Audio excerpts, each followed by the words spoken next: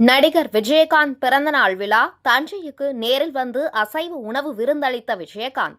தேமுதிக தலைவர் நடிகர் விஜயகாந்த் பிறந்த நாளை முன்னிட்டு தஞ்சாவூரில் தூய்மை பணியாளர்களுக்கு உயர்தர அசைவ விருந்து அளிக்கப்பட்டது. தேமுதிக நிறுவன தலைவரும் திரைப்பட நடிகருமான மறைந்த விஜயகாந்தின் பிறந்தநாள் விழா இன்று கொண்டாடப்படுகிறது.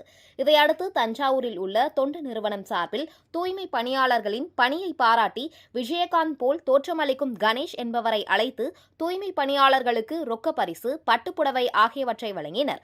மேலும் சுமார் 100க்கும் மேற்பட்ட தூய்மை பணியாளர்களை உயர்தர அசைவ உணவகத்திற்கு அழைத்து சென்று அங்கு அவர்களுக்கு சுட சுட சிக்கன் பிரியாணி, மட்டன் பிரியாணி, கோலா, மீன் வகைகள் உள்ளிட்டவைகளை பரிமாறி அசத்தினர். விஜயகாந்த் அவர்களே நேரில் வந்து உணவு பரிமாறியதாக தூய்மை பணியாளர்கள் நெகிழ்ச்சியடைந்தனர்.